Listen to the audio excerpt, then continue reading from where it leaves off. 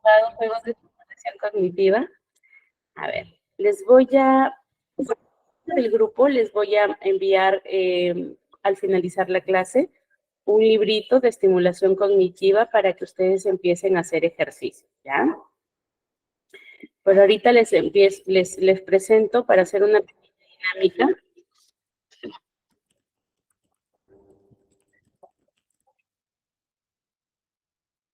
A ver.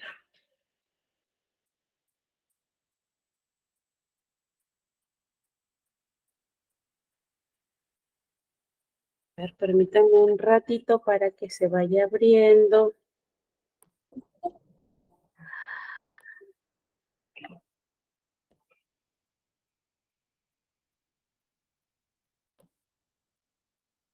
Muy bien, acá está.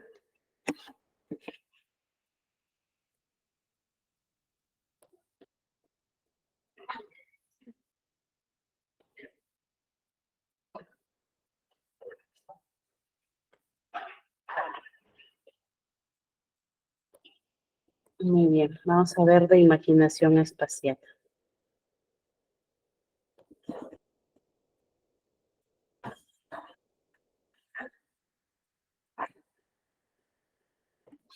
A ver, voy a compartir, luego les voy a mandar la paginita que está bien curiosa.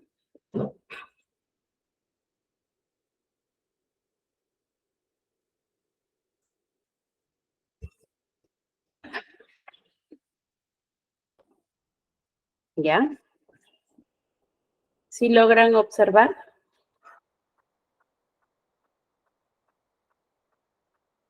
Muy bien, vamos haciendo el primer ejercicio. ¿Sí se ve? Perfecto, perfecto, muy bien. A ver, de esta imagen que observamos, que es ¿cuántas áreas del cubo 4 están en contacto con los demás cubos? Voy a subirlo un poquito más. No se preocupen. Estamos porque no he revisado, ¿ah? Así que vamos a ir pensando. Vamos a tomarnos unos 6 minutitos para hacer unos 3 o 4 ejercicios. Bien. A ver, en la figura se tiene una sucesión de cubos. ¿Cuántas áreas del cubo 4 están en contacto con los demás cubos? 4, a ver quién más dice, 3, 4 áreas. A ver, veamos. Dice, como se observará, el cubo 4 está debajo del cubo 2. Además, tiene dos caras que no están en contacto con los cubos 6 y 1. Como todo cubo tiene 6 caras, entonces el cubo 4 tiene 4 caras que están en contacto con los cubos 2, 3, 5 y 7. Muy bien, respuesta 4. Con 4 cubos, con 4 va a tener contacto. Perfecto, muy bien. Siguiente, ¿ya? Ejemplo 2. Aquí. ¿Cuántas áreas del cubo 5 están en contacto con los demás?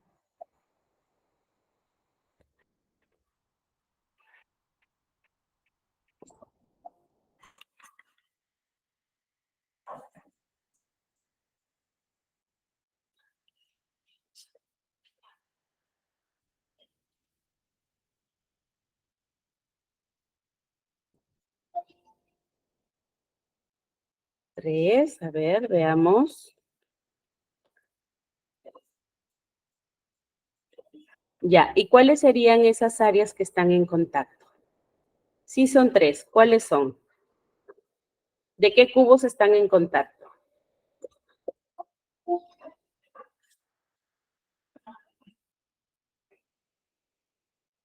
1, 4, 6, 1, 4, 6, 1, 4, 6. Bien, listo. Muy bien. Vamos con el tercer ejercicio. Acá. ¿Cuántas áreas del cubo 7 están en contacto con los demás cubos?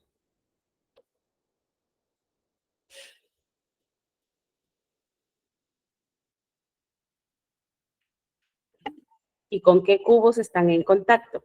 A ver. ¿Ya? ¿Con qué cubos?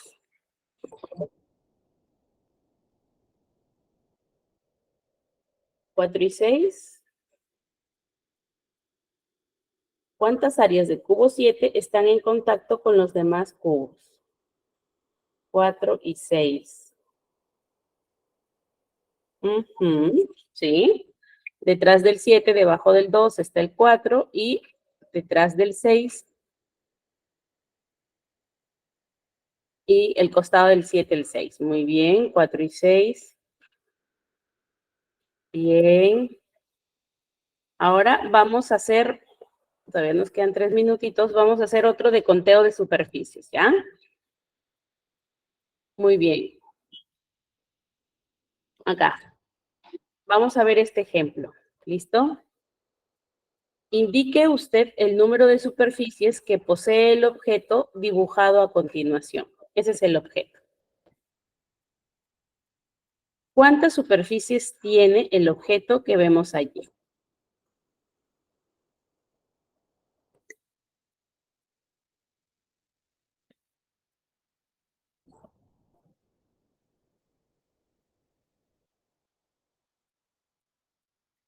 Ya, ¿por qué 10? ¿Cuáles serían? ¿Por qué 8? Vamos con respuestas. ¿Por qué?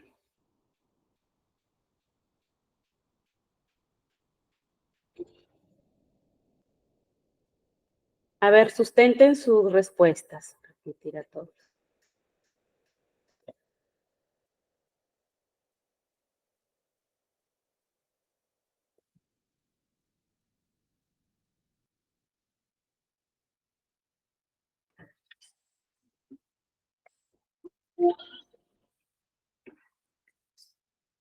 ¿Cuáles serían las superficies? A ver, ¿cuáles serían las superficies superiores? Ajá, el número de caras, ya. Está bien. A ver, contemos. Acá arriba,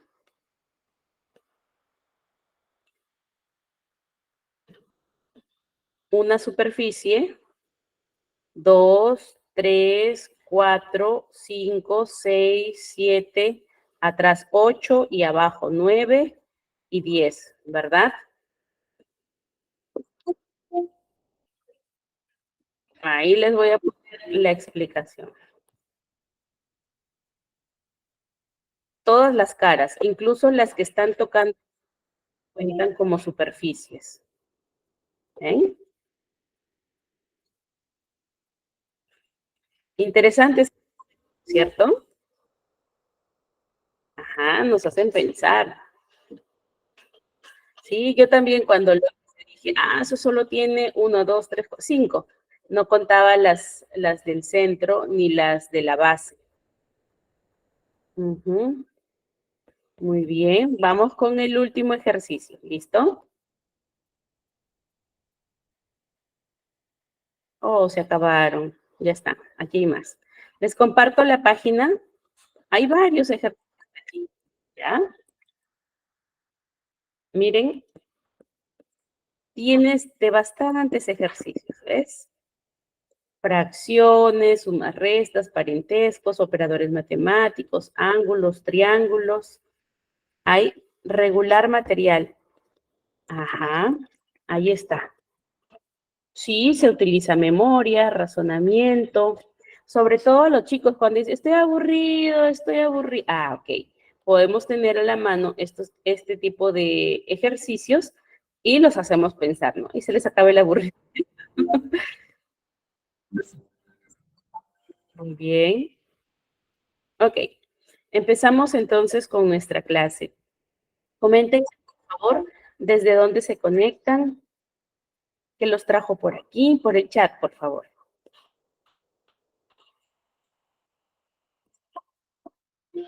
Pucallpa, Trujillo, por aquí hay un Trujillo, muy bien.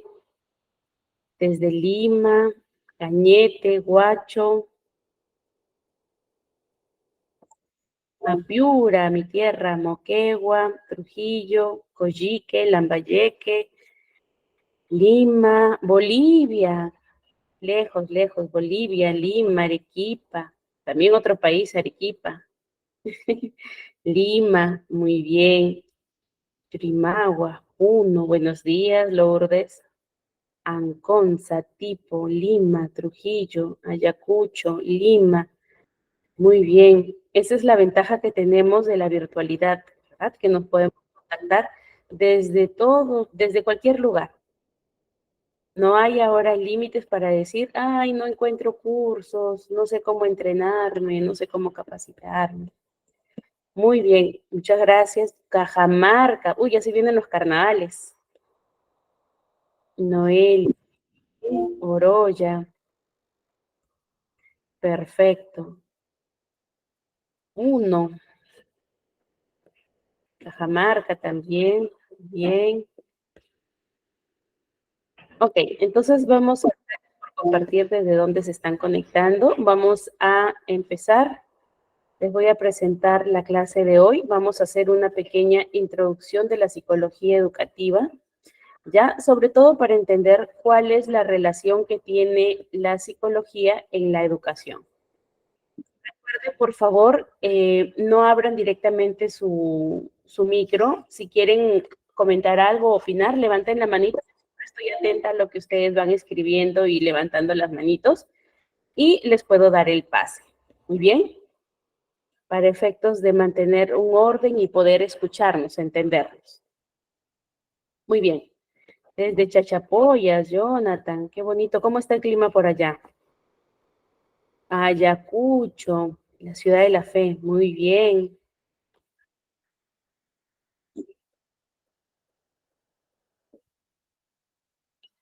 Perfecto. Vamos a empezar, ¿ya? Les voy a...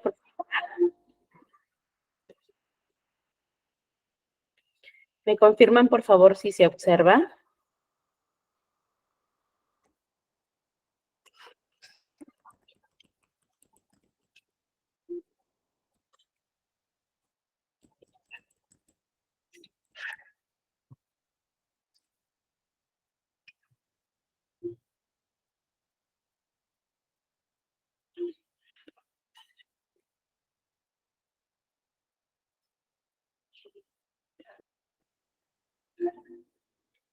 ¿Qué me dicen por acá? Ah, claro, les vuelvo a enviar el link. Ahorita le pido a Roxana, nuestra coordinadora, que se los envíe por el grupo de WhatsApp, ¿ya? Les vuelvo a enviar por aquí, por este chat, y estén atentos, por favor, ahí va el link, y ahorita le envío a Roxana.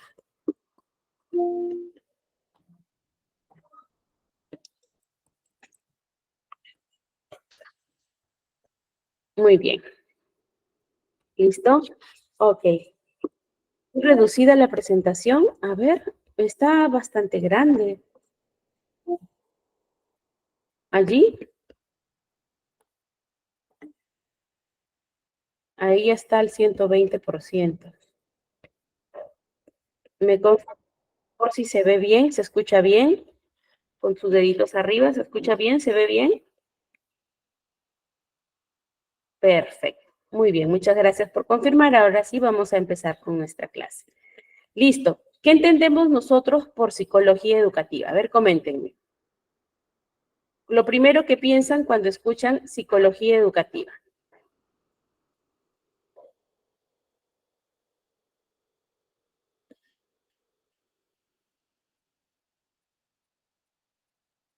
Ok, bien. ¿Qué se nos viene a la mente con psicología educativa? Comportamiento del alumno, ok, comportamiento de la persona en el entorno educativo. Bien.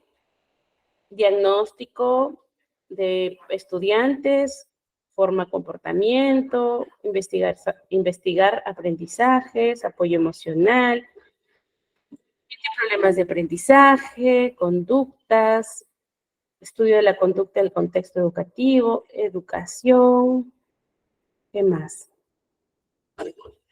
Observar cómo aprenden los alumnos, también de su comportamiento y la interacción. Cómo funciona el aprendizaje, relación aprendizaje padres-profesores, ok. Estrategias para la persona o alumno, bien.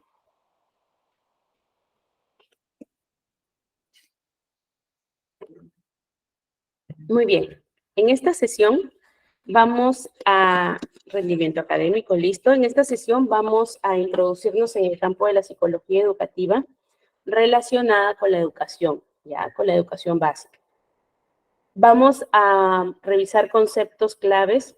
También vamos a entender cuál es el objetivo de este curso, que es mejorar nuestra práctica docente. El curso está diseñado de forma que nosotros tengamos esta mirada bastante abierta y positiva para hacer esos cambios. Sabemos que la educación ya viene de años bajo el mismo sistema y que a veces el sistema no cambia, pero que nosotros desde nuestra posición, desde nuestra parcelita de poder, podemos hacer ese cambio, generar ese cambio. Entonces, desde esa perspectiva y bajo esa premisa, les diseñé el curso con la intención de que ustedes comprendan cuáles son los procesos de aprendizaje de nuestros estudiantes, ¿ok? Cómo van a desarrollarse los estudiantes, qué es importante tener en cuenta cuando tengo un aula, conocer quiénes son mis estudiantes, qué los motiva, cuáles son sus gustos y preferencias, cuáles son sus necesidades educativas. Voy a poder aportar no solamente en conocimientos, sino también en cuanto a esa emocionalidad que nosotros les damos. ¿Qué tipo de modelo vamos a hacer nosotros? ¿O qué tipo de modelo estamos siendo? De todos ustedes, no les hice la pregunta, pero ¿quiénes ya están en aula? ¿O quiénes están investigando o formándose para poder postular y empezar a trabajar en escuelas? Entonces, estén en aula o no estén en aula, nosotros, los que pretendemos estar frente a un grupo de personas para enseñarles, vamos a ser siempre el modelo, ya que ellos van a observar en nosotros características que van a hacerles evidenciar que ellos también pueden llegar a ese nivel. Ya lo vamos a ir viendo conforme a las teorías del desarrollo cognitivo, pero es importante que nosotros como docentes, como maestros, como capacitadores, siempre tengamos estas características que es manejo del tema y control emocional, porque eso es lo que ellos van a aprender. Todo lo que nosotros les enseñamos día a día se les va a quedar, no casi todo, pero ¿qué se les va a quedar? Ese vínculo que nosotros vamos a entablar con ellos, la relación que vamos a tener con ellos, esa de repente, ese consejo o ese plus que tú le diste a un estudiante, ¿no? Eso es lo que va a impactar. Entonces, desde esa perspectiva se ha diseñado el curso para que nosotros vayamos aprendiendo algunas estrategias que son más orientadas a la parte psicológica, ¿no? De hecho, cuando los maestros reciben entrenamiento para poder ser docentes, reciben parte de lo que es psicología, un poco más, digámosle así, general, pero es importante que recordemos eso y también vayamos enlazando estos conocimientos, saberes previos, ¿ok? Esos saberes previos para que nosotros podamos reforzar o si no, hay algo interesante que por ahí me gusta y que podamos investigar. Entonces, este es el propósito de este curso, ¿ok? Que ustedes tengan el bichito de la curiosidad para qué hacer. ¿Y qué hacemos con los padres de familia? También los educamos indirectamente, ¿verdad? La labor del docente no es solamente enseñarle a los hijos, ¿no? No es solamente enseñar a estudiantes, es también, es una visión 360. Trabajas con la institución, trabajas con los estudiantes y trabajas con los padres de familia. Entonces, eso es algo que nosotros también debemos aprender a manejar, a tolerar, a tener este control emocional para no desbordarnos y tener estas condiciones o estas habilidades sociales y comunicativas para que nosotros sepamos llegar a nuestros padres, ¿no? ¿Cuál es la intención del docente? Hacer un cambio, generar un cambio. Entonces, eso es lo que nosotros podemos ir aprendiendo, no en el curso, van a tener estos datos para que vayan reforzando con lectura individual, ¿ya? Pero sí es importante que ustedes tengan ahorita la mirada abierta para poder entender el curso. ¿Listo? Entonces, vamos a empezar. Primero, la psicología educativa se desprende de la psicología en general, ¿ok? Es una rama. ¿Y qué va a ser la psicología educativa? como se desarrolla en el ámbito educativo, lo que va a buscar esto es conocer cómo o se va a enfocar en el estudio de cómo es el aprendizaje humano, cómo funcionan los procesos cognitivos aquí, los de mi cabeza, y los emocionales, que también están aquí en la cabeza, relacionados con la educación. ¿Ok? Entonces, la psicología educativa es esta rama de la psicología que va a buscar investigar cómo aprenden los estudiantes, cuáles son sus procesos, cómo se desarrolla la persona en el contexto educativo, cómo influye su emocionalidad en el aprendizaje. ¿Ok? Cuando un alumno está desmotivado, cuando está motivado, ¿cómo es que va a reaccionar ante lo que yo le presente, ante el estímulo?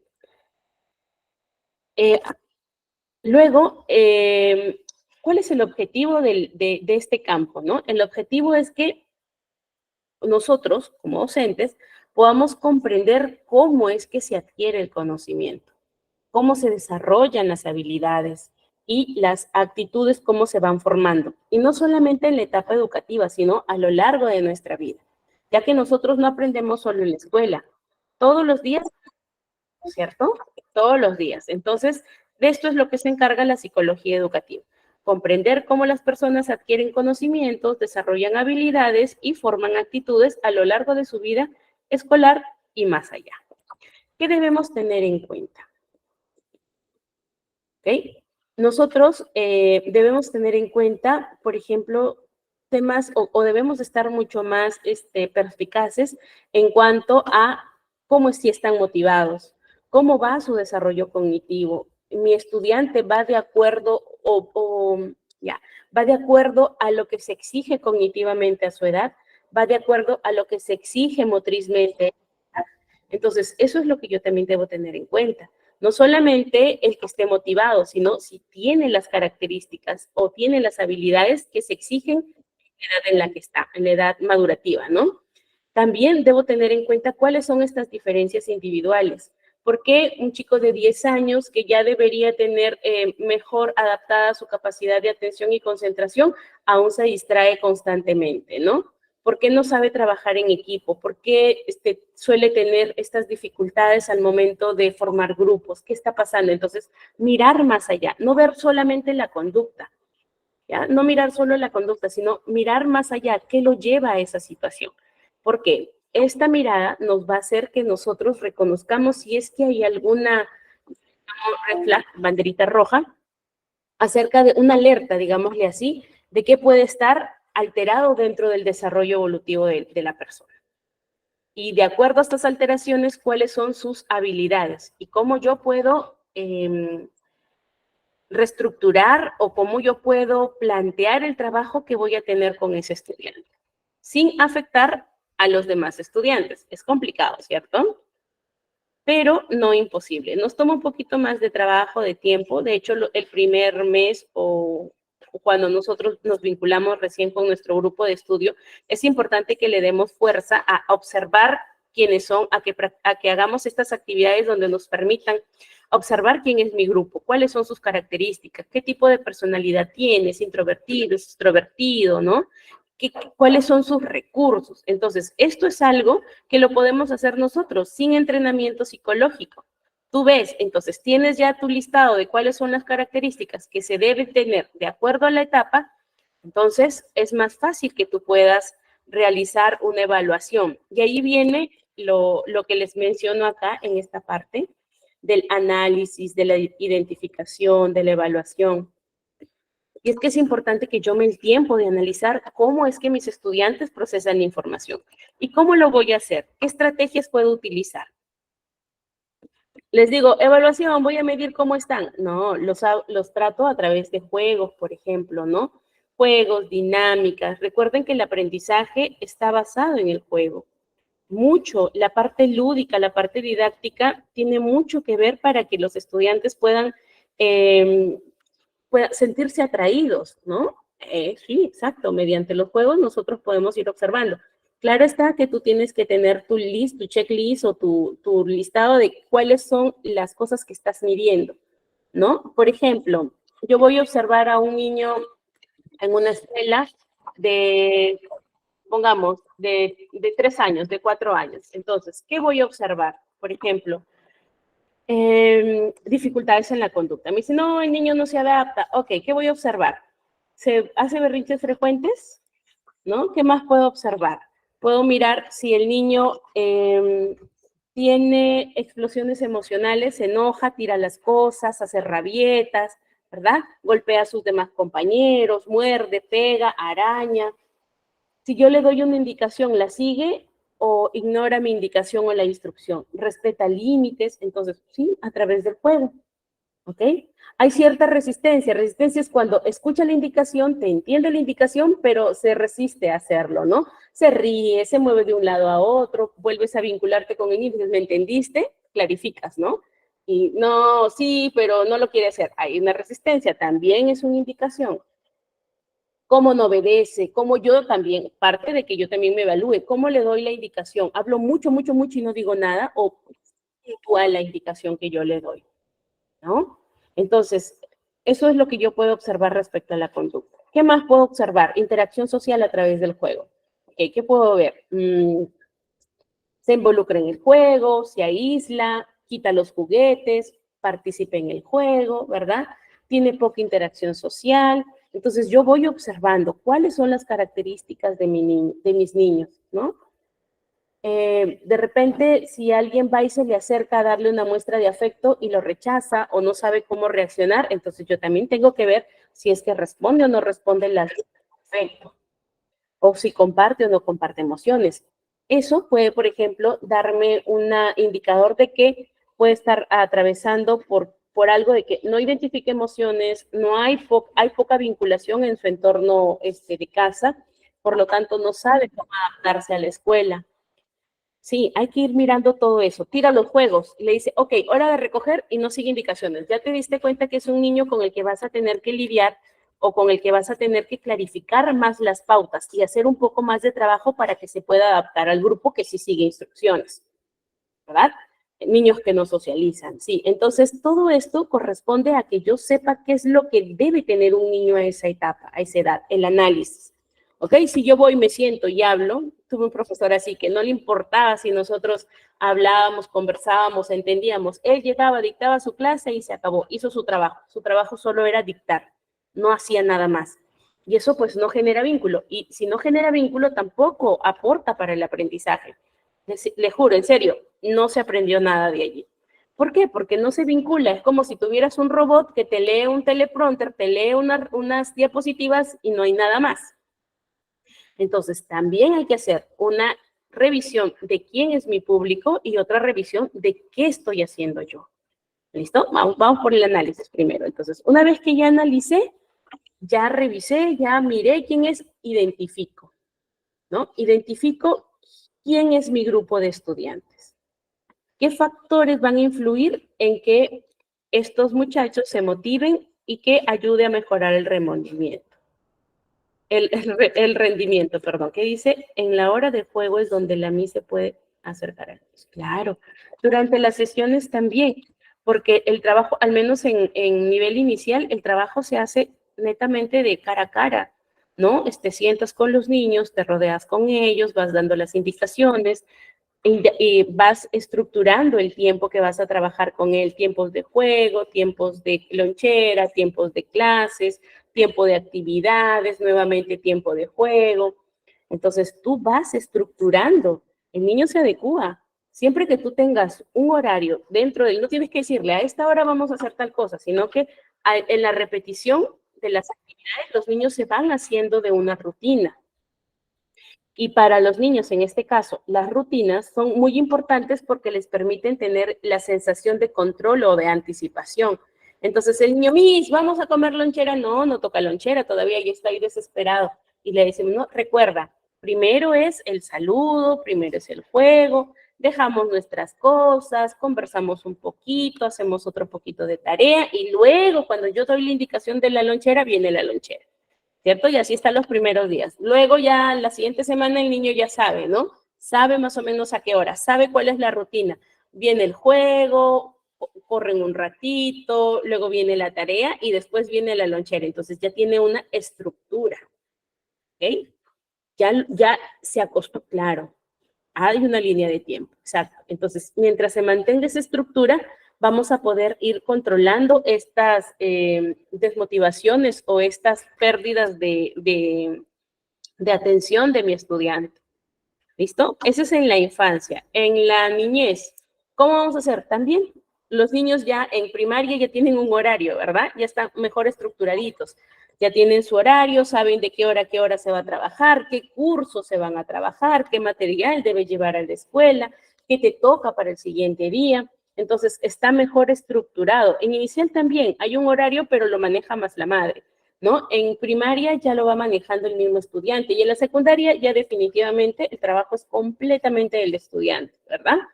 Estudia solo y tú lo ves, un estudiante de secundaria que aún necesita que la mamá le haga la mochila, le diga cuáles son los cursos, revise la agenda, que ella es la que participa en los grupos para averiguar, para desarrollar trabajo.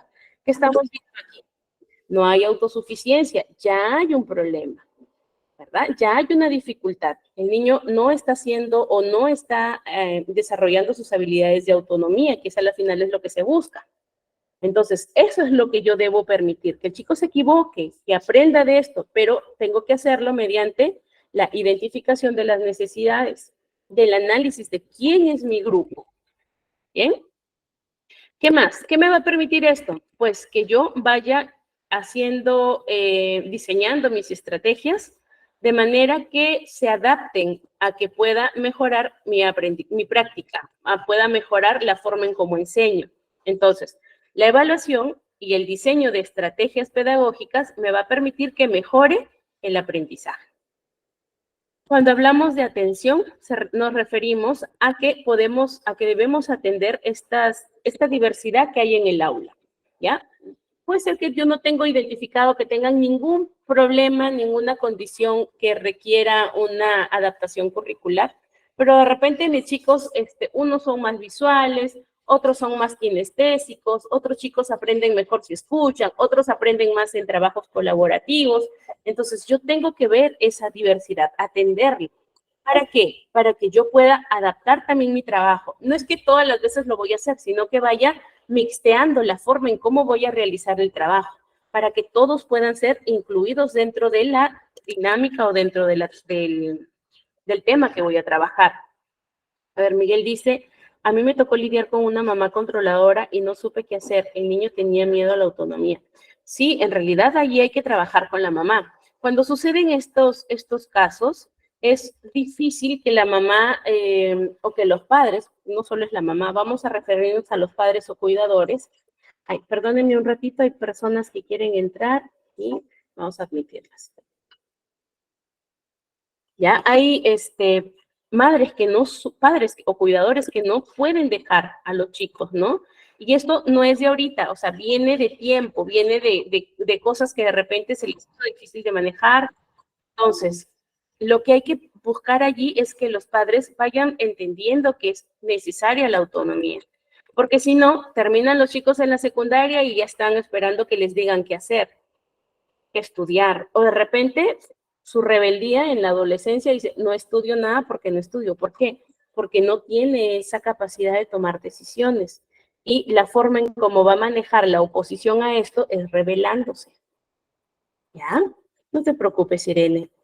Entonces, eso es lo que debemos tener en cuenta.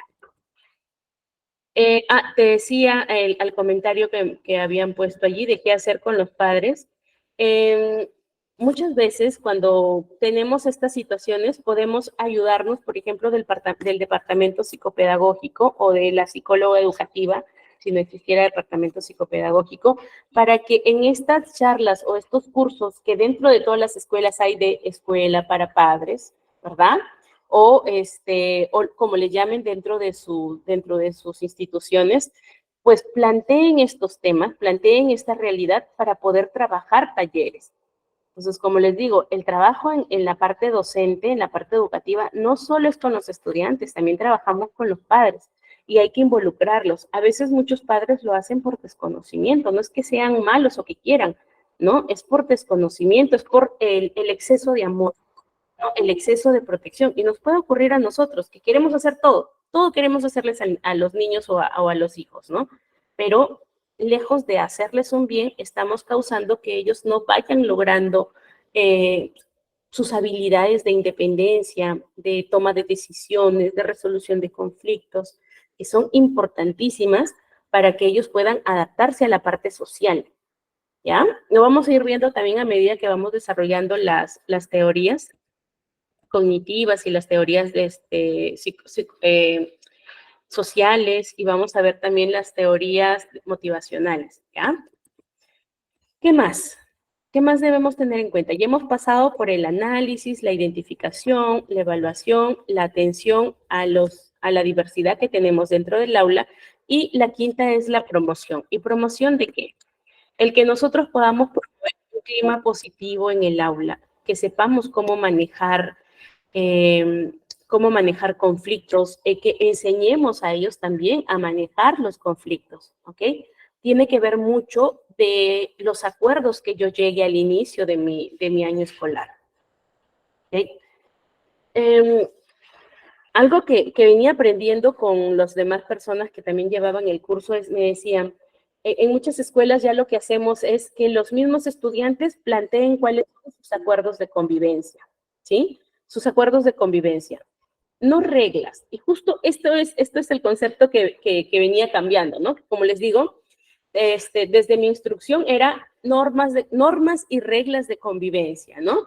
Ahora, hace unos años era normas de convivencia, y me dicen ahora, me dice, Miss, ha cambiado bastante la percepción acerca de cómo titulamos a estas normas que vamos a utilizar para convivir dentro del aula, y les hemos puesto acuerdos. ¿Por qué? La dinámica es de que todos los integrantes del aula lleguen, debatan qué es lo que van a hacer, a qué es lo que se comprometen, cuáles van a ser los acuerdos que ellos van a tener que cumplir y van a llegar a definir. Y también dentro de los acuerdos están las consecuencias al incumplimiento del acuerdo. Les sea magnífico, porque eso tiene que ver mucho con este concepto de disciplina positiva en educación o educación positiva, ¿no? Donde buscamos que el aprendizaje, la enseñanza y la convivencia sea en base al respeto. Entonces, si buscamos que sea en base al respeto, pues lógicamente hay que hacer que los chicos mismos generen estos acuerdos, y que ellos también tengan pautas para que al momento de infringir acuerdos sepan cómo se va a gestionar, cómo se va a actuar. Esto es un punto importantísimo, por ejemplo, para cuando nosotros dentro del entrenamiento seglar, digámoslo así, también vayamos entrenando las habilidades emocionales, que están, de por sí están muy dejadas de menos, ¿ya? Pero es importante que a la par que yo voy entrenando esto en conocimientos, también vaya entrenando esto, a la inteligencia emocional que le decimos, ¿no? Que dice, ¿dónde quedan las normas? Ya, Jaime, tiene que ver mucho con la perspectiva que yo tengo. Si en mi casa, por ejemplo, hay estilos de crianza, ¿no? Autoritario, autoritativo, democrático, digamos, descuidado, no me acuerdo mucho el término, ¿ya? Pero si mi estilo de crianza es autoritario, yo voy a poner normas. En mi casa se hace esto porque es mi casa, ¿no? ¿Se acuerdan cuando decían, tú vives aquí, mi casa, mis normas? O sea, no son negociables, es lo que yo te digo. Pero también hay normas que son así, que no son negociables. Y son normas, son reglas. Pero los acuerdos les va a permitir, sí, los acuerdos les va a permitir que pongamos, que los chicos se involucren y que sea mucho más respetuoso, porque ellos van a llegar. Lógicamente que si vemos que esos acuerdos pues no van conforme a lo que nosotros queremos, tenemos que intervenir. Pero no los vamos a llamar reglas, no las vamos a llamar normas, son acuerdos. Si yo quiero poner reglas y normas, las pongo yo, que esas sí son no negociables. ¿Ok? Y tengo que decirles a mis estudiantes, estas de aquí son normas no negociables. Por ejemplo, el golpear a un amigo porque no me agradó algo que hizo es no negociable, no debo golpearlo. El insultar es no negociable, eso no se debe hacer. Entonces, yo voy poniendo mis normas, ¿cierto? el tomar objetos que no me pertenecen no es negociable. Sí o sí, eso va a tener un castigo, sí o sí va a tener una sanción. Pero ya es que, claro, afecta mucho el término que use. Exacto, afecta mucho. ¿Ya? Depende mucho del estilo que también tengamos. ¿Ya? Los estilos de crianza tienen que ver mucho porque ellos a las finales es lo que van a llevar, es lo que van a llevar a la escuela, ¿no? Si los niños, por ejemplo, en casa están bajo un estilo negligente, ¿y qué quiere decir? Ya me acordé de la palabra. ¿Qué quiere decir estilo negligente? Es decir, que en casa son muy permisivos, no hay normas, no hay reglas, el niño hace y deshace lo que quiere, el niño manda, entonces cuando llega a la escuela, pues te das cuenta con que el niño quiere hacer lo mismo que hace en casa, y ahí hay un encontrón, ¿verdad? Ahí hay un encontrón. Entonces, comienzas a lidiar con los niños que te hacen berrinches por todos y te vas a ir dando cuenta que puede estar relacionada a los estilos de crianza, ¿no? Sin embargo, si encuentras a unos niños que tú les das una indicación y te dicen, pero yo quiero hacerlo de acá, ok, ya te estás dando cuenta que ese niño está siendo criado bajo un estilo de negociar, un estilo autoritativo, un estilo democrático, ¿no? Entonces, negocios, yo esto, ya, demandas, pero también da, cedes. Entonces, yo le permito al niño, es mucho más responsable. Pero si yo al niño, pues, le permito, me importa y me da igual que haga, me da igual si es que el niño va al colegio, me da igual que el niño coma o no coma, si lleva o no lonchera. Eso también es un estilo de crianza, ¿verdad? Y esto es el negligente. ¿Ok? Entonces, yo me voy a ir dando cuenta cuando los niños están siendo criados permisivamente, democráticamente, autoritarios. Ese niño que tú le dices, y hace, siéntate, párate, respira, ¿no? Entonces, eso es también lo que debemos tener en cuenta. ¿Cómo están siendo criados esos niños? Depende de eso. Todo eso que ellos saben, van a llevarlo. Lo internalizan en casa y lo externalizan, ¿dónde? En la escuela. Entonces, hay cosas que dentro de eso nosotros debemos observar. ¿Para qué? Para que el aula sea un lugar seguro. Lo que nosotros queremos promover es que el aula sea el lugar donde ellos puedan ser ellos mismos. ¿Ya? Que está más relacionado con este estilo de crianza, de educación positiva, con este estilo de, digámoslo así, crianza dentro del aula más democrático. ¿Ya? Dice, yo siempre les digo que hay cosas que no son, que no son, se me borró.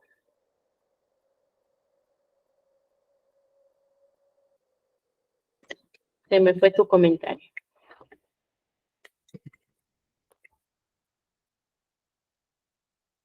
Los niños con habilidades diferentes, ¿a qué te refieres?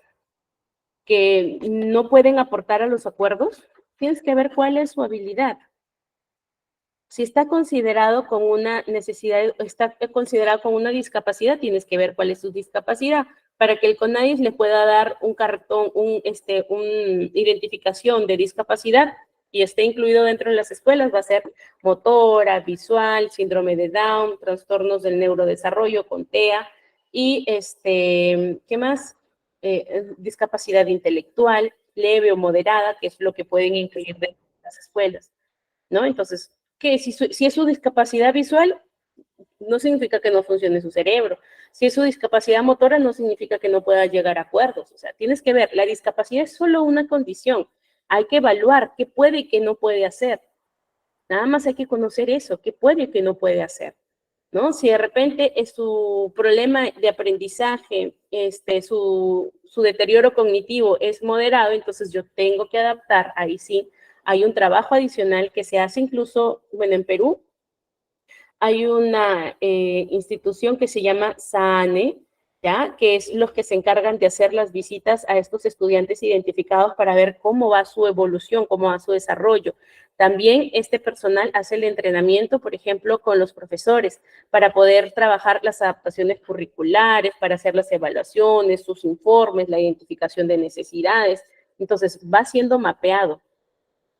¿Ya? Va siendo mapeado. Si yo tengo niños que no están de repente identificados, pero tienen estas características, entonces también puedo contactar al mismo personal del SANE, que es del el CONADIS, ¿ya? Y decirle, señora, mira, tiene que ir a la UMAPET en Perú, ¿ya? La UMAPET es la oficina municipal que hace atención a estas personas con discapacidad, ¿no? Las evalúan, te dicen, sí puede tener, trabaja junto con CONADIS, CONADIS emite los carnets de discapacidad para que con ese carnet tú puedas tener una identificación o un trato diferencial. ¿Listo? Entonces, es un trabajo en conjunto, sobre todo con la identificación. Una vez que ya tienes eso en la escuela, cuando los matriculan, como ya tienen el carnet de CONADIS, entonces se les identifica como estudiantes con necesidades educativas especiales, dependiendo de la discapacidad que indica también en el cartón de OMAPET. Y eso va a SANE y SANE se encarga de hacer las visitas escolares y a veces domiciliarias para ver cómo va el estudiante, ¿listo? Cómo va siendo atendido, también para capacitar al personal. Entonces, es distinta la forma en cómo se aborda. Recuerden que el trabajo, lo que yo les estoy diciendo, es hablando de solo necesidades educativas especiales, más allá de estas discapacidades, ¿ya?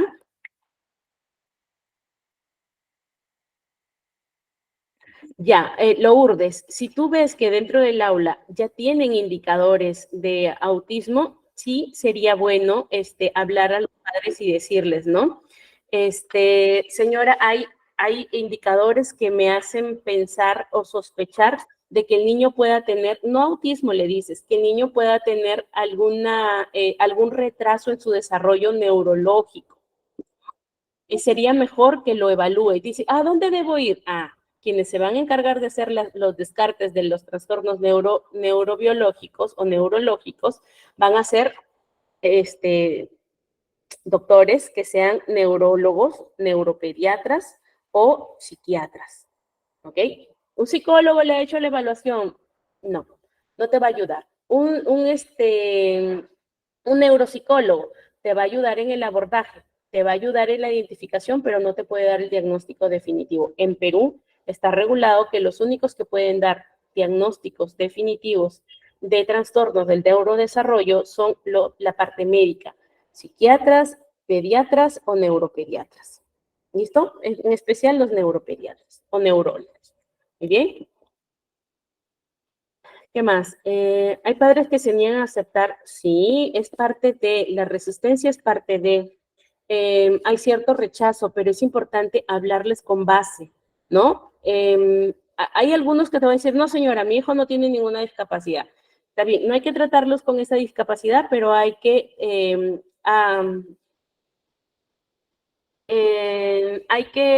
se me fue la palabra, ya, hay que diseñar las estrategias a medida del niño, de acuerdo a sus capacidades, de acuerdo a sus habilidades.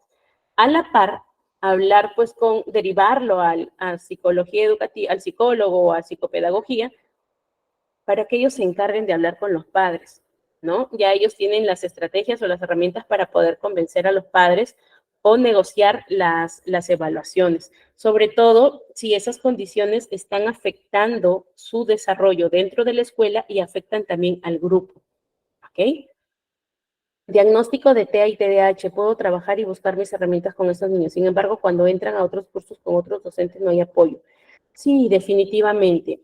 Con TEA hay que, no solo con TEA tus herramientas, sino también cuando trabajas con niños con TEA, tienes que ver cuál es el trabajo multidisciplinario que se está haciendo con ellos, ya que el abordaje es distinto. Entonces, hay que ver qué técnicas están utilizando dentro de la intervención, ¿no? O dentro de su trabajo terapéutico.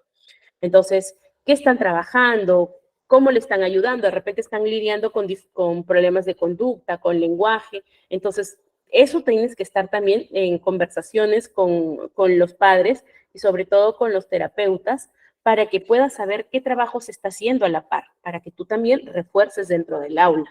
Por eso es que en estos casos se hacen las adaptaciones curriculares. No todos los padres lo hacen porque eso tiene un costo adicional, ¿no? Pero sí es importante que si ustedes tienen niños que están considerados con discapacidad, o sea, están entrando a la escuela bajo este esquema de necesidades educativas especiales, hay que hacer la adaptación curricular. ¿Ya?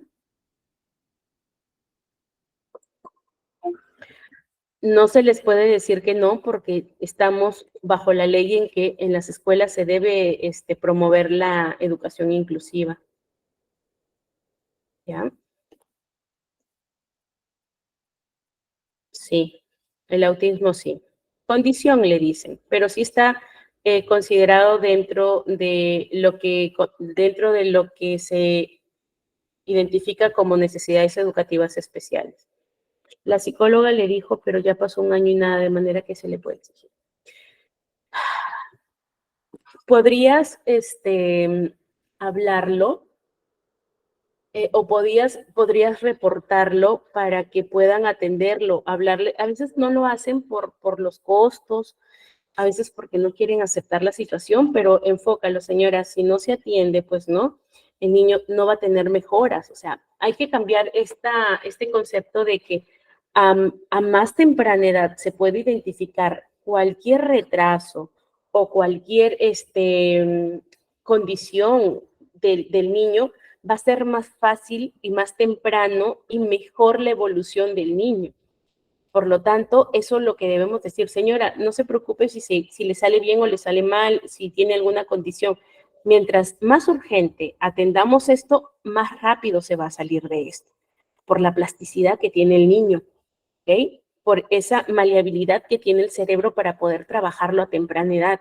Entonces, si lo hacemos muy tarde, ya va a tener hábitos mucho más establecidos, va a pasar esto que es la parte social, que no va a saber adaptarse, y eso también influye mucho en el rendimiento y en que el niño se pueda adaptar a las condiciones, ¿ok? Al entorno. Entonces, hay que hablarlo. Nada más te queda que sensibilizar, ¿no? Sensibilizar. En las finales, la decisión es de los padres y cuidadores y pues ellos van a tener que tomar la pauta, ¿no? La decisión. Ha podido apreciar que los niños tienen, dice, las adaptaciones curriculares se dan siempre y cuando sea confirmada su condición. Sí, es cierto, Lourdes. Mientras sea confirmado, tenga un diagnóstico, ¿ya? Y eso también es algo que yo les quería decir. El que los estudiantes tengan un diagnóstico no los hace tan distintos de otros. Hay que conocer cuáles son sus habilidades. ¿Listo? Yo sé que toma un poco más de trabajo. De hecho, hay que capacitarse para poder atender a estudiantes con necesidades educativas especiales porque las estrategias varían, pero no es algo que no se pueda hacer. Bien, miren, van a ser las 10 y yo todavía no paso de la primera diapositiva. Muy bien, vamos avanzando, ¿ya? Está entretenida la clase. Muy bien. Ya habíamos conversado esto de que es importante en la práctica pedagógica. Sí es necesario que se pueda adaptar, que nosotros proporcionemos estas herramientas que ayuden que el estudiante comprenda la información que le estamos dando. ¿Por qué? Si yo adapto, si yo proporciono herramientas y busco que mi estudiante comprenda lo que le estoy enseñando, lo que voy a generar es que estas experiencias de aprendizaje tengan significancia. Y si tienen significancia, ¿qué ocurre con eso? Se aprende, ¿verdad? Se almacena en nuestra memoria a largo plazo, ¿verdad? Entonces se genera aprendizaje, se genera aprendizaje. ¿Qué más podemos ver? Ya le hemos visto esto de la relevancia para el trabajo docente, que hay que diseñar estrategias a medida, siempre buscar la participación del estudiante, atender estas diversidades que hay dentro del aula, y la evaluación tiene que ser con pruebas que midan de manera precisa el progreso de mis estudiantes. ¿Qué pasa? Yo cambié de colegio, me voy a una nueva escuela, nuevos estudiantes, nueva cultura, nueva realidad, y yo el trabajo que hice en la escuela anterior lo quiero aplicar aquí. ¿Puedo? ¿Puedo hacerlo? Dijo, ya trabajé harto antes, nada más lo voy a aplicar. ¿Lo puedo hacer? Correcto. ¿Puedo tomarlo como guía? Sí, lo puedo tomar como guía, pero en realidad las pruebas y las rúbricas van a tener que estar adaptadas. Ajá, tengo que personalizarlo, tiene que estar adaptada a la realidad de mi aula. Pero ¿qué es lo que pasa? Como eso es de verdad un montón de trabajo, hay muchos docentes que lo que hacen es por ahí cambiar algunas cosas. Y cuando se revisan en realidad estas métricas, vemos que no coincide con la realidad de mi aula. Entonces, allí nosotros estamos midiendo por encima de las capacidades que tengan o de repente por debajo de las capacidades que tengan, ¿verdad? Entonces, todo esto, la evaluación tiene que ser a medida, personalizada, a medida de mis estudiantes, ¿ya? Y sobre todo que esta evaluación, esta información o esta data que vamos a obtener de la evaluación también te va a permitir medir tu trabajo. ¿Ok? Medir tu trabajo, que no sea un trabajo de, ya, porque tengo que trabajar, sino que se note que sea un trabajo que es porque te apasiona, porque te gusta.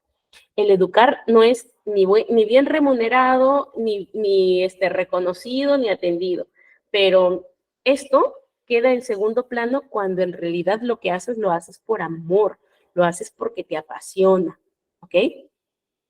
Exacto. Yo recuerdo haber dado clases hasta por 10 soles la hora. Y yo decía, pucha, 10 soles, me gasto 10 soles en ir y venir, pero ya, dale, es lo que quiere. Hay que atender la necesidad. A veces sale de uno, viene de otro, así pasa en educación, ¿no? Pero si en realidad tú lo haces porque te gusta, yo sé, me van a decir, pero señorita, todos nosotros necesitamos llevar dinero a nuestra casa, nos mantenemos de esto. Siempre Dios provee, digo yo, ¿no? Pero hay que tener en cuenta que el cómo me remuneren por el trabajo que hace no va a decir que yo puedo hacer menos o más. Depende mucho de ti. No porque me paguen más, yo voy a hacer más trabajo. Lo que yo hago es la calidad de mi trabajo, de mi eficiencia, de mis capacidades. Entonces, yo tengo que adaptar, ser bastante crítica crítico respecto al trabajo que estoy haciendo. Esto va a permitir también que mis evaluaciones sean mucho más eficaces, ¿ya? Es cierto, Sony, trabajar con amor sale mucho mejor, sí, definitivamente. Y lo demás queda en segundo plano, ¿no? Muy bien, ajá, depende del compromiso. Y recuerden que somos nosotros los que aceptamos hacer un trabajo por la remuneración que nos den. Si tú piensas que esa es una remuneración que no merece tu trabajo, no lo aceptes, simplemente busca algo que corresponda a tu esfuerzo, ¿no? Muy bien, vamos avanzando y aquí vamos a entrar a cuáles son las teorías del aprendizaje y su relevancia en el aula. Muy bien, les he hecho un cuadrito bastante sencillito que vamos a ver. ¿Se acuerdan de las teorías del constructivismo? ¿Han escuchado? ¿Se acordarán en algo? A ver, constructivistas, ¿quiénes? ¿Qué dice el constructivismo?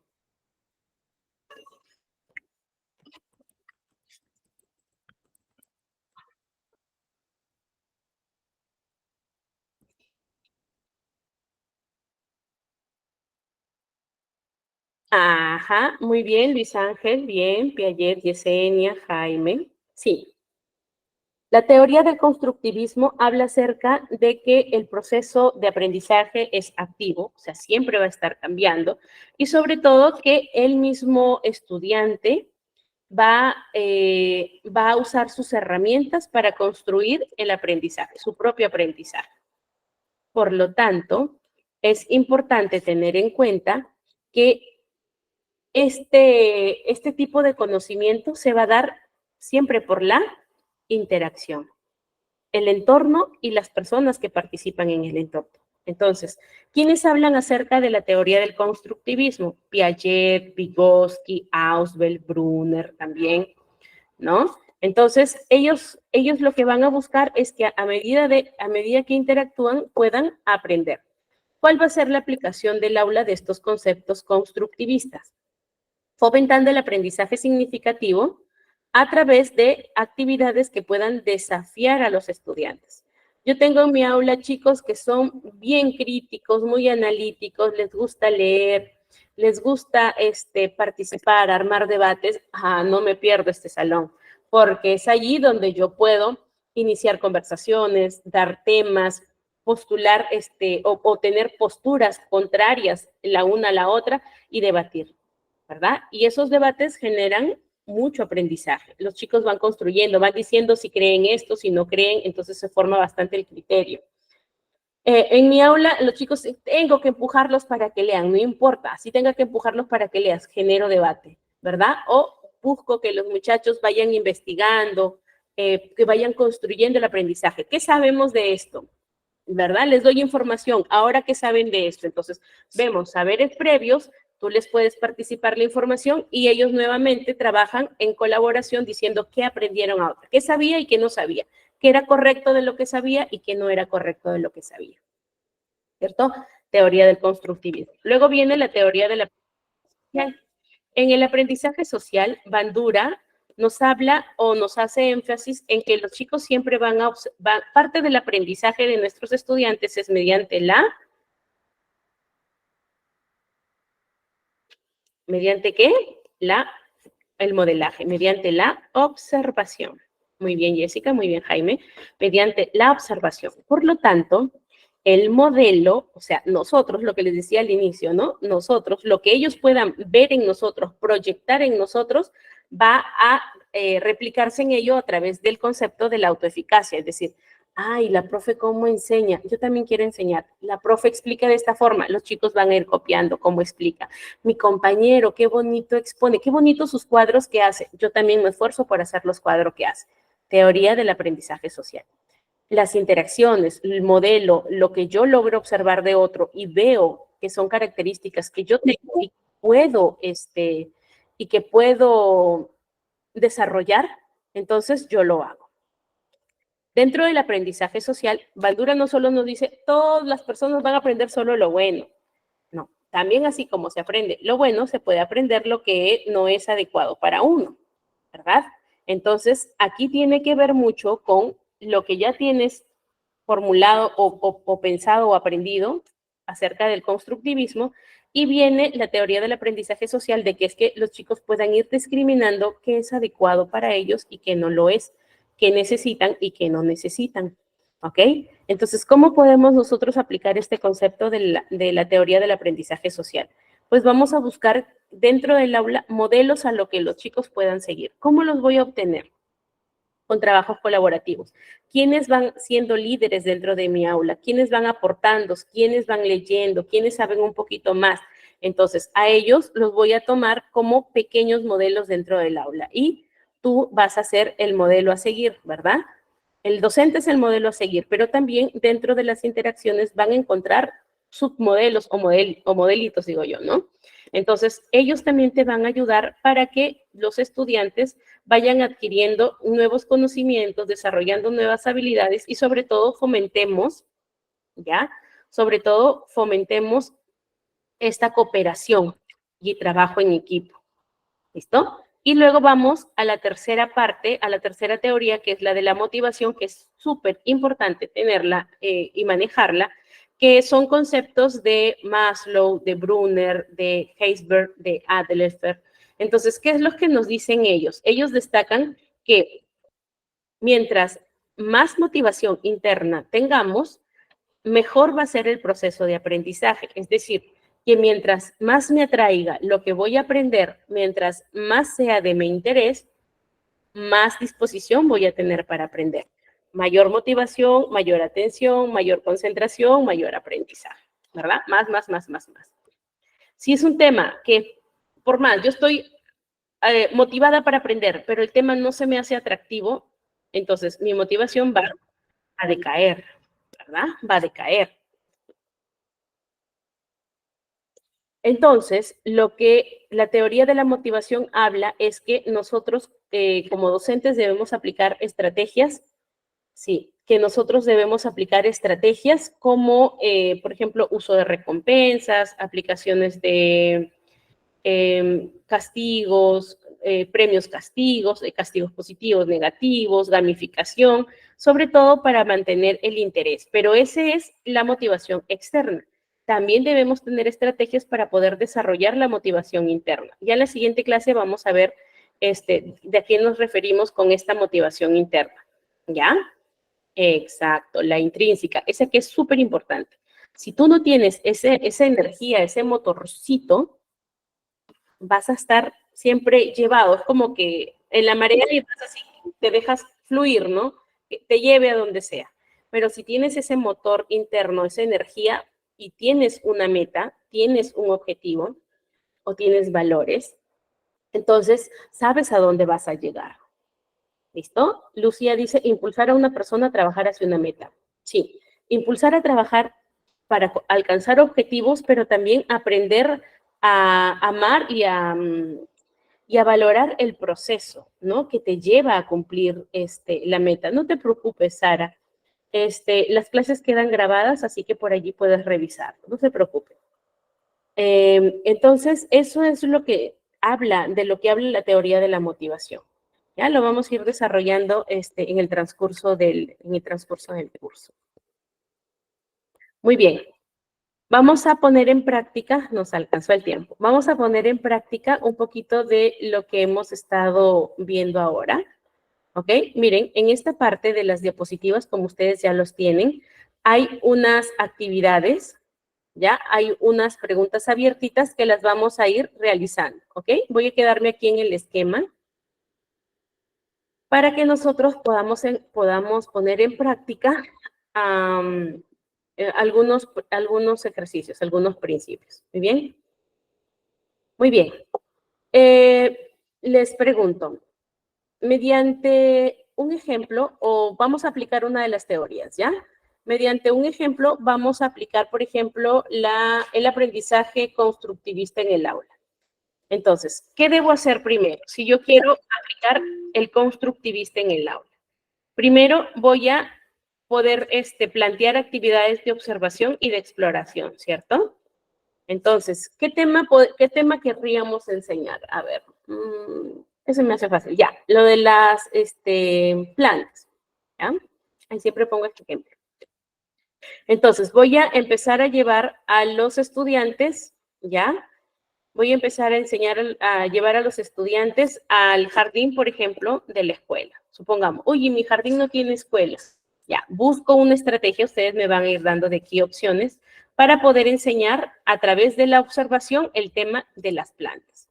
Luego, tengo que buscar o conducir una discusión abierta, ¿no? ¿Qué vieron los chicos? ¿Qué aprendieron? ¿De qué se dieron cuenta? ¿Cómo creen que se reproducen las plantas? Entonces, ir haciendo preguntas que genere esta discusión, ¿ya?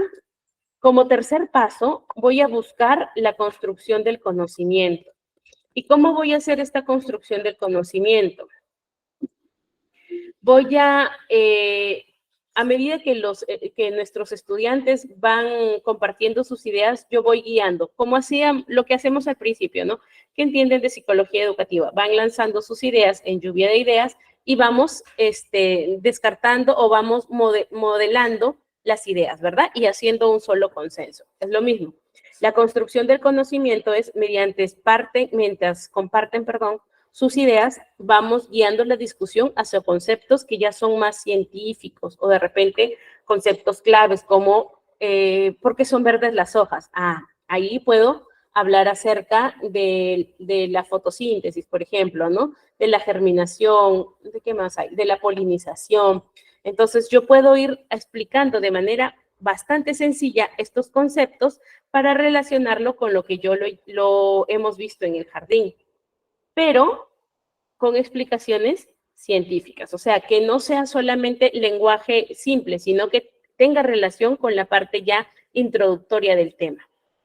Bien, una vez que ya les expliqué a mis estudiantes estos conceptos, más que todo científicos, ya yo busco que los chicos apliquen todo eso que aprendieron a través de la observación, a través de la discusión y la construcción del conocimiento, un proyecto de investigación. Muy bien. Este proyecto de investigación lo que va a buscar es que ellos pongan, jueguen con su curiosidad, ¿verdad? Fomentamos el aprendizaje autónomo y que desarrollen más la curiosidad. Entonces, ¿qué puedo hacer yo? Puedo dividir a los grupos, por ejemplo, para que ellos puedan trabajar, de repente por etapas de crecimiento de las plantas, puedan trabajar estos temas, ¿no? Pero por grupos, asignándoles diferentes preguntas de investigación.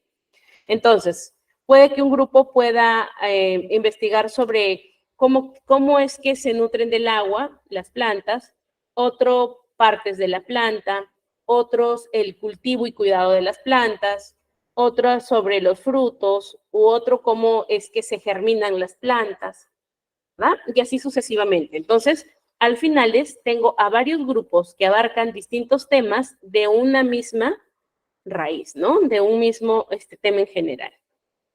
Muy bien, hasta ahí vamos entendiéndonos, ¿sí? En el proyecto de investigación. Perfecto. Muy bien. Vamos al siguiente paso, que es la presentación de los resultados. Ya los chicos ya hicieron su trabajo, ahorita me acabo de acordar.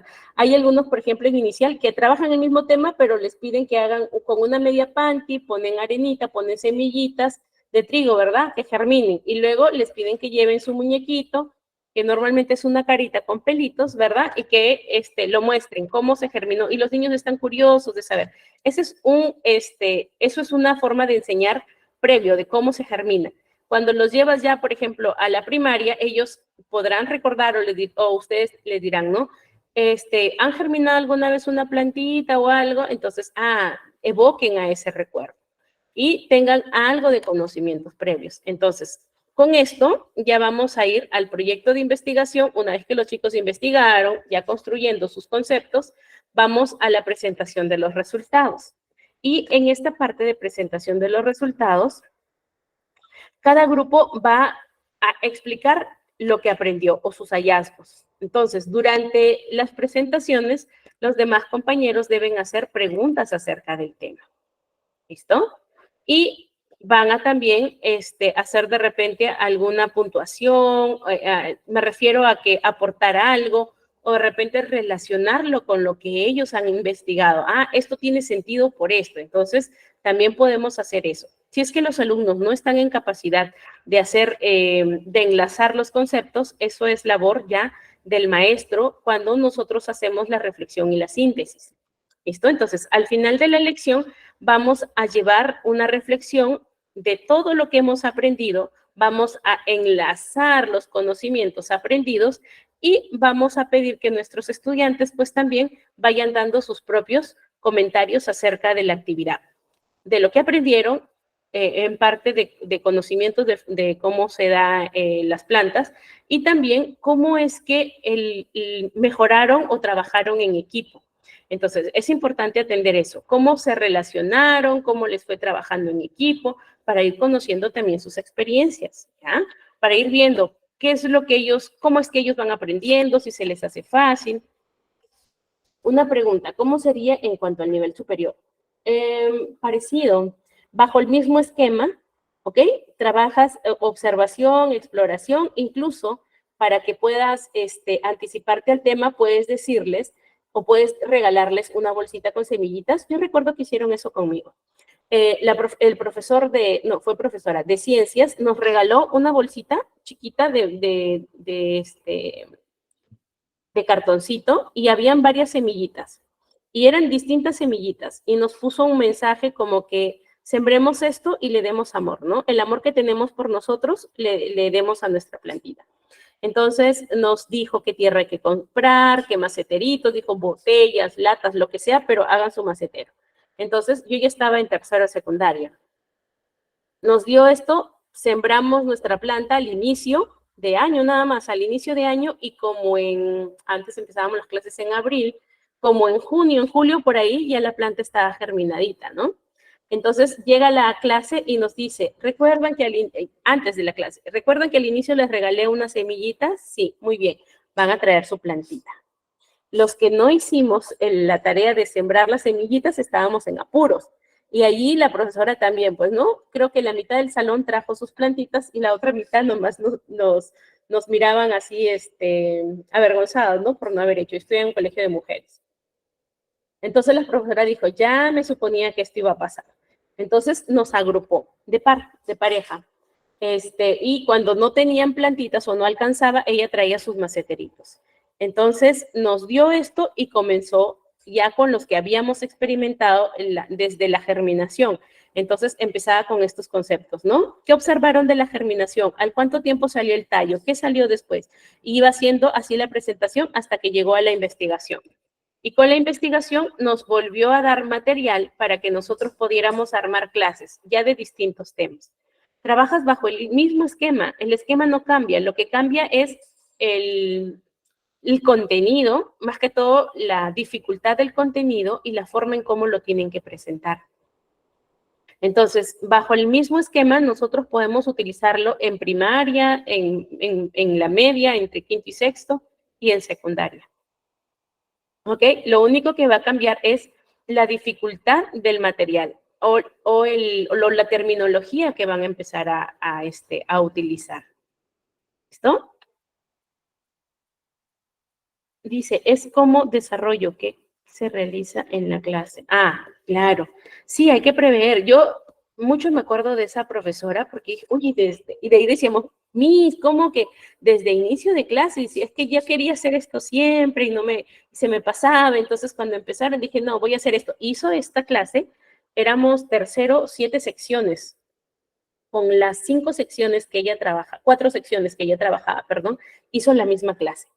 La misma clase y la misma motivación y las otras 3 secciones que le pertenecían a otro profesor, para el siguiente año yo recuerdo que copiaron esa metodología y a todos nos hacían sembrar plantitas. Y luego, al finalizar la clase, llevábamos esas plantas yo estuve en un colegio de mujeres y tenía unos terrenos grandazos, los llevábamos a sembrar allí. Tercero, cuarto y quinto. Cuando nosotros terminamos la secundaria, recuerdo mucho esta actividad porque íbamos a nuestro jardín, íbamos a comer ahí la lonchera, mirábamos nuestro árbol y decíamos, cuando salgamos del colegio, vamos a regresar a ver si es que estos árboles van a todavía existir, ¿no? Y la profesora se le ocurrió ahí y dijo, oye, sí, ¿verdad? Podemos hacer esto para que hagamos un huerto de esta clase y que cuando tengan esas reuniones de reencuentros, vengan a ver si es que su árbol aún existe. Y miren, nació así de una clase de ciencias y no sé si ahora, bueno, mi sobrina estudia y voy a preguntarle si es que aún lo hacen, pero cuando nosotros salimos de la escuela en el 2000, nosotros regresamos como en el 2008, estaban nuestros arbolitos, estaban nuestras plantas, algunos habían muerto, ¿no? Pero la mayoría estaban nuestros arbolitos. A mí me tocó, por ejemplo, un árbol de limón. Ya me tocó un árbol de limón. A otras compañeras les tocaban, por ejemplo, paltitas, manguitos, cosas así. Otros eran flores nada más. Entonces, sí, es recontra significativo. Entonces, para nosotros, y nos tocaban así, algunos árboles frutales, no muchos, porque el colegio después puso sus disposiciones de que los frutales no, las plagas y todo eso, pero luego comenzaron a hacer con flores, con árboles pequeños, ¿no? O sus maceteros para que puedan los colegio puedan estar embellecidos, ¿no? Entonces se volvió una práctica, yo estuve 2 años más, se volvió una práctica que nació de una clase y miren el impacto que tuvo. No sé si ahora lo seguirán, yo ya salí más de 20 años del colegio, pero no sé si seguirán todavía con esta práctica, pero para nosotros fue bien significativo. Y por eso es que siempre yo pongo estos ejemplos de las plantas, ¿no? Porque es algo que se te queda, ¿ok? Es algo que se te queda y es algo que tú ves que es bonito y puedes aplicarlo. Dice, ¿cuál es su opinión a nivel universitario? ¿Cómo aplicamos la psicología educativa a nivel universitario? Buena respuesta. Buena pregunta, perdón. Mira, hasta ahorita yo sé que cuando trabajas a nivel superior, digamos técnico o universitario, tienes igual que aplicar que conocer a tu aula. Yo enseño en nivel superior, pero en técnico, y igual me encuentro con muchachos que tienen dificultades, por ejemplo, en comprensión, en realizar tareas, que no les gusta leer, por ejemplo. Entonces tengo que cambiar todo el esquema y decir, ok, no les gusta leer, vayamos por los videos, son más visuales, ¿no? Y de repente por ahí, dentro de todo, les voy dando literatura bastante ligera para que empiecen. A veces me hacen los trabajos, a veces no. No hay marcha atrás en si no hacen los trabajos, su calificación. Porque no puede ser negociable, esas son tareas. Tengo que enseñarles lo que no aprendieron durante su etapa de formación básica, ¿no? En la universitaria también es parecidísimo. Te vas a encontrar con muchachos que tienen buen nivel y otros muchachos que no tienen mucho nivel. Me refiero a académico. Entonces, tú tienes que ir mixteando las cosas y utilizas nuevamente modelos de constructivos. En superiores, full trabajo colaborativo, colaborativo. Hay poco individual, pero necesitas mucho colaborativo porque ella se tiene que entrenar también en estas habilidades que ellos van a tener que poner en práctica cuando terminen de estudiar, cuando terminen su formación, ¿no?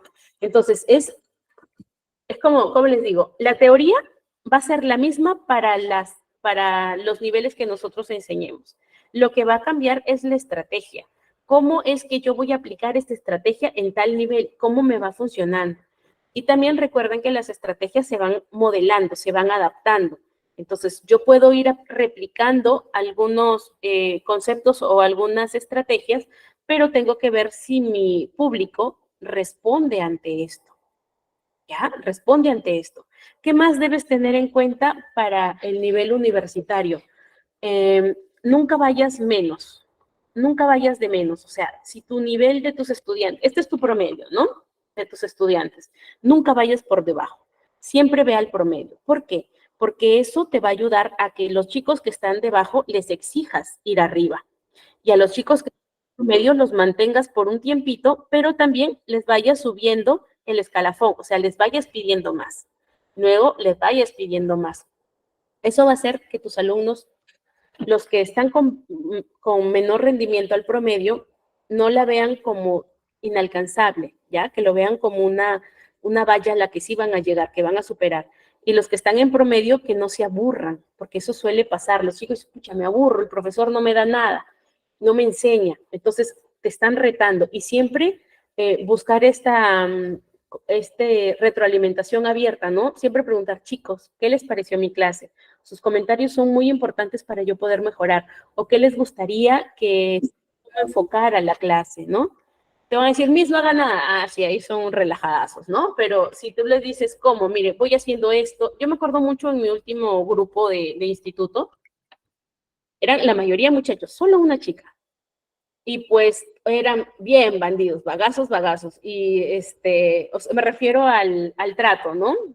Y yo les decía, ok, teníamos 3 horas de clase en un día, era pesado para ellos. Y decía, muy bien, podemos hacer esto. Tenemos o 15 minutos para que salgan dentro de las clases, para que salgan a estirarse, a comprar algo o a comer, o los 15 últimos minutos de la clase lo utilizan para lo que quieran ver.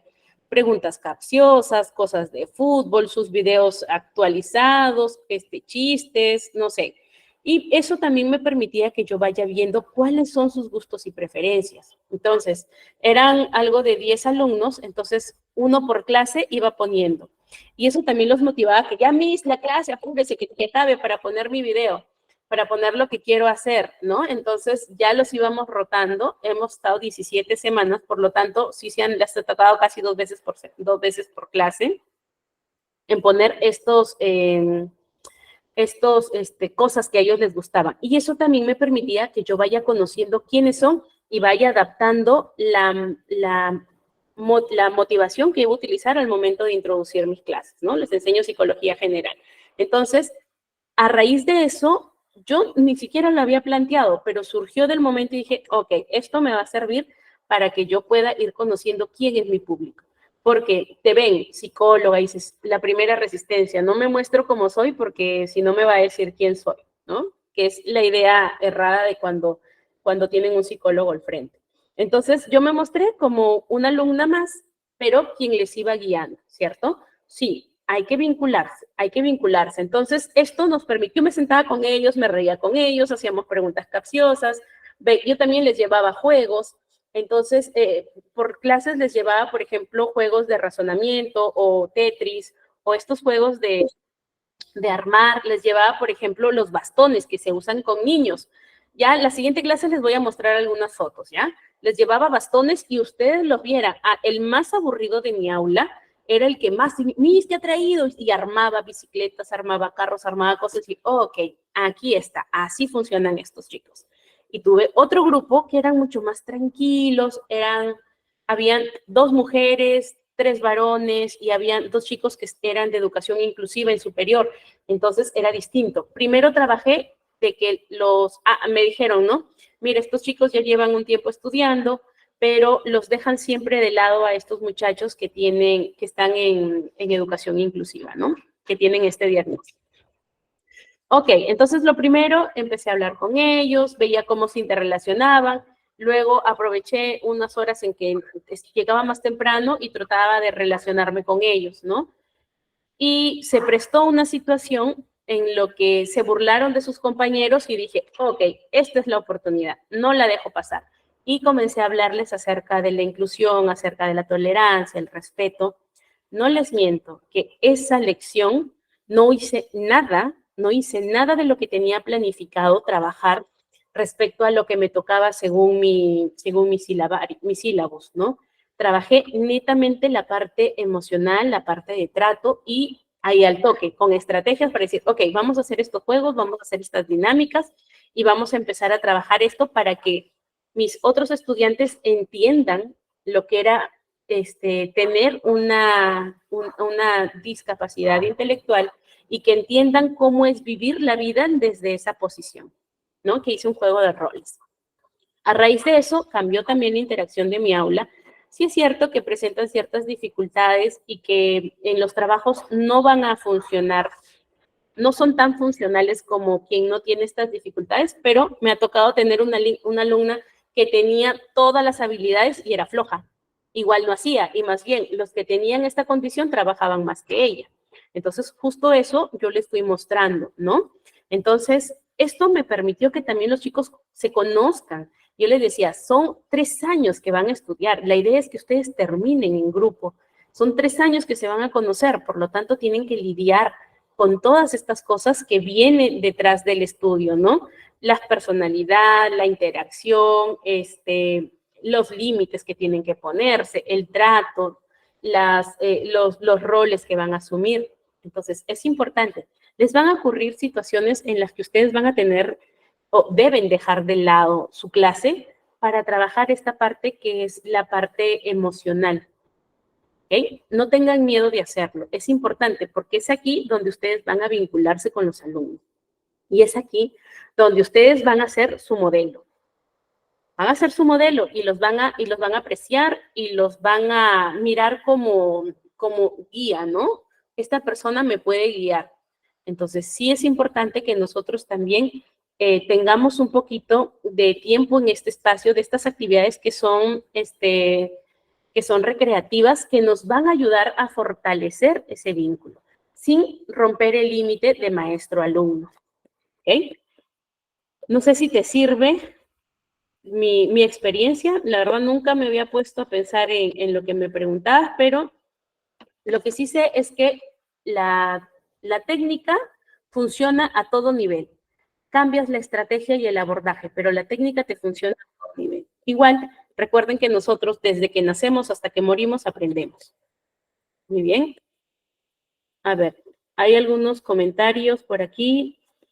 Y más que todo guía, ¿no? Más que todo guía. Nosotros no suplimos roles de padres o madres en la educación, pero sí tenemos que estar allí como un papel orientativo. Hay chicos que te van a acercar y te van a preguntar, y sobre todo en la adolescencia, ¿no? Me acuerdo mucho que en las clases a veces me decían, yo tocaba un tema, por ejemplo, ¿qué tema les toqué? Que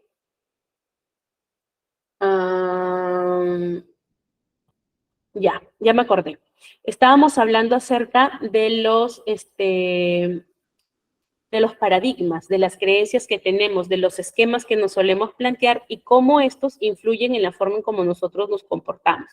Entonces, uno de los chicos dice, Miss, y estas chicas que salen a la calle a las discotecas con falda chiquita, todas provocativas, ¿no? Y que después los muchachos las gilean, fue su término, las gilean y ellas se molestan.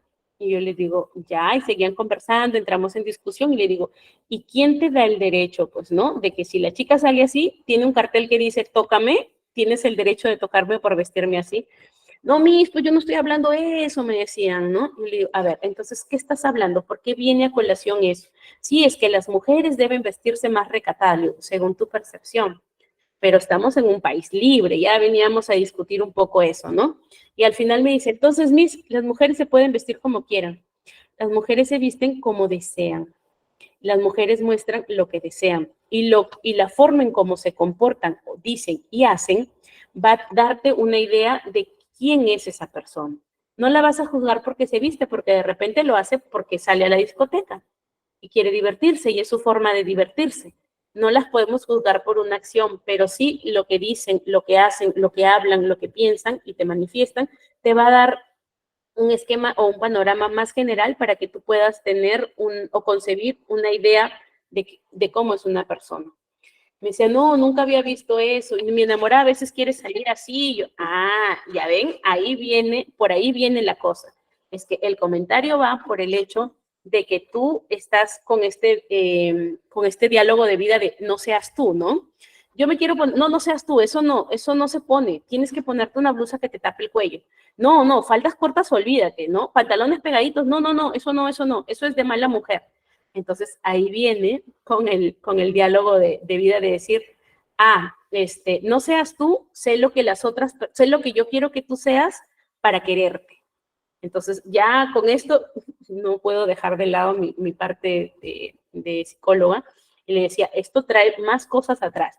Y recuerdo que mi estudiante me dijo, ya no voy a hablar, Miss, porque usted siempre me dice algo así, ¿no? Y le decía, está bien que hables, porque tenía 17 años. A esta edad tenemos que hablar de esas cosas. Si tú no hablas, si tú no resuelves tus dudas, ¿quién te va a orientar o cómo puedes reestructurar eso que piensas? ¿No? Y ya para finalizar la clase, pues los chicos decían gracias, Miss, ¿no? Desde lo que les pude aportar, ¿no? Apoyar.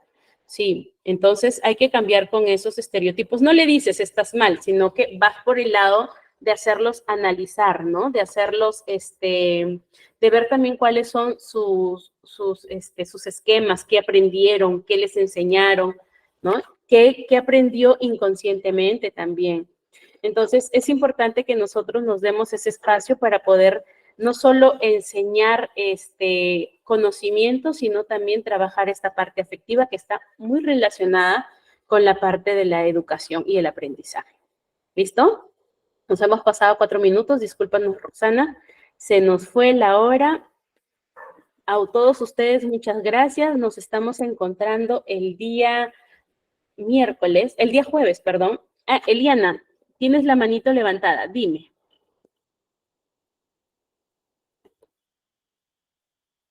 ¿Quieres opinar? Eliana. Gracias a ustedes, jóvenes, gracias a ustedes por estar aquí presentes, por permitirme conversar con ustedes un ratito y sobre todo hablar acerca de lo que nos gusta, ¿no? Que es la docencia o la enseñanza. ¿Listo? No se vayan, por favor, no se vayan, quédense con Roxana, que tiene información importante que compartirles. Cuídense, nos vemos el jueves. Buen día. Muchas gracias, licenciada. Gracias por la clase, excelente como siempre. Listo, chicos. Sí, como les había comentado ya al inicio, vamos a hacer lo que es un sorteo.